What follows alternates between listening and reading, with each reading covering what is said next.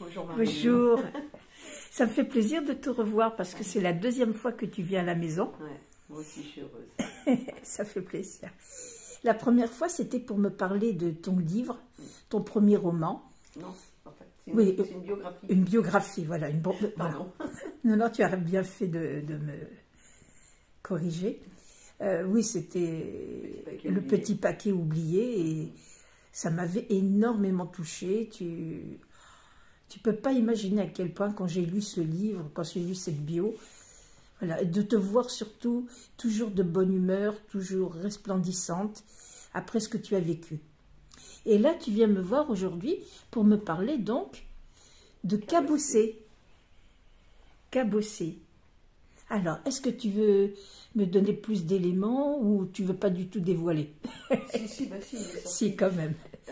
Petit Paquet, c'est un livre qui a énormément plu. Et j'ai eu de très bons retours.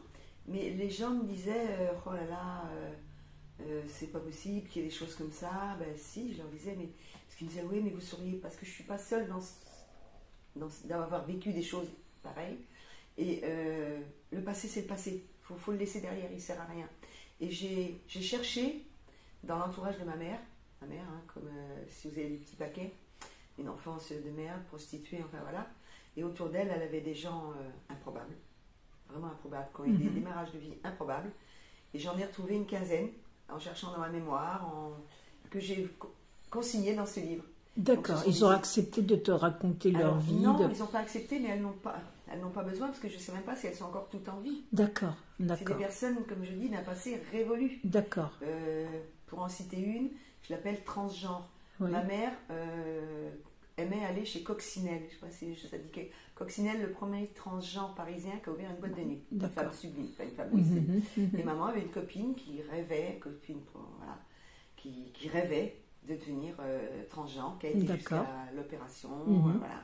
Donc elle est dedans, mais je pense qu'aujourd'hui, ma maman aurait 86, elle était dans ses âges. C'est des gens qui ont tourné autour d'elle. Voilà, ce n'est pas des gens. Donc ce sont des souvenirs. Ce sont des souvenirs de personnes ayant existé qui t'ont marqué. C'est des petites nouvelles parce que je ne peux pas tout raconter. Je raconte que ce que j'ai entendu, ce que j'ai vu, parce que j'en ai côtoyé beaucoup. Et parce que je veux que les gens comprennent qu'autour de toi, il y a plein de gens comme moi, mais à première vue, vous ne pouvez pas le deviner. Et j'aimerais qu'on arrête de juger les gens qui ont des addictions. Moi, j'ai été alcoolique pendant 40 ans. Oui. Et j'ai été jugée souvent. Les psychiatres me disaient, les psys me disaient, de toute façon, vous ne pouviez pas faire autrement. Il y a les gens comme nous qui avons été cabossés, on a forcément, en grandissant, un dérèglement dans notre cerveau. Donc on va partir sur la drogue, l'alcool, la folie, la prostitution, tout ça. Moi, ça a été l'alcool. Voilà. Donc il y a plein de gens autour de nous qui ont des addictions et qui viennent forcément de l'enfance. Que ce soit la boulimie, l'anorexie, toutes les addictions. Donc avant de juger, je me dis, apprenez à écouter, à regarder, puis soyez conciliants, quoi. Soyez... voilà. Moi, c'est vrai que j'ai pas de... Je suis assez emplie d'empathie, si je peux dire. Oui. Tant qu'on ne m'embête pas, tant qu'on ne vient pas me déranger dans mon fonctionnement. J'ai pardonné à tous ceux d'avant. Et là, c'est pareil, toutes ces personnes, ce que je trouve beau, c'est qu'elles sont toutes bien sorties, chacune à leur façon. Mais le début est dur, parce qu'il y a une dame qui m'a dit... Il y a des histoires dures dedans. Même le Petit Paquet Oublié aussi. Mais tout, j'écris toujours vers le positif.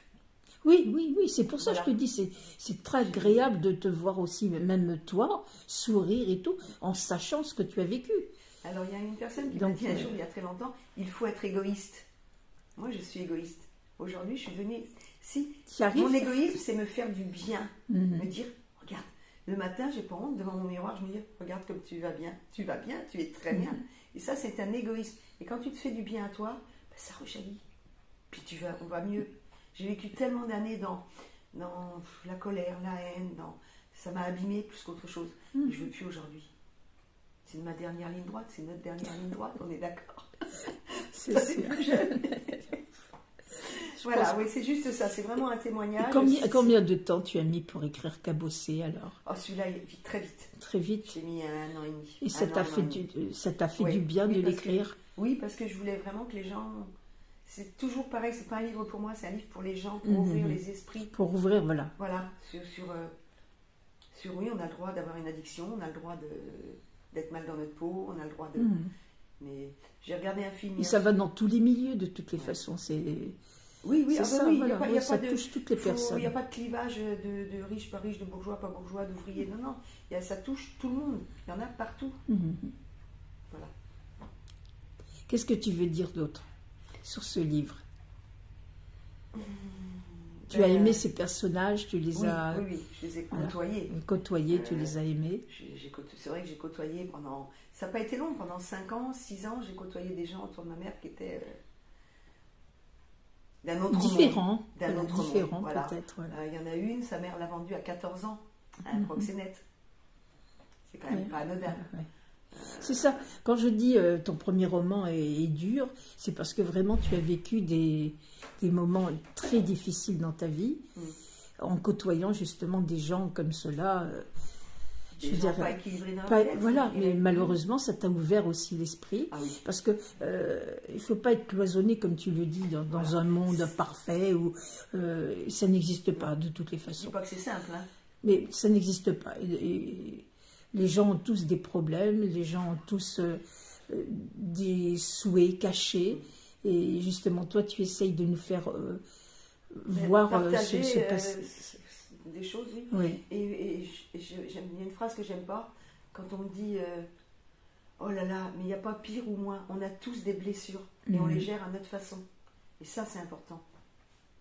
Voilà. Écoute, merci de ta venue. Merci tu vas exposer où? Tu vas là, faire des salons? Dimanche. Tu es à Saint-Saëns, à l'Agora. Et puis après, je vais faire les marchés de Noël sur la Vendée. D'accord.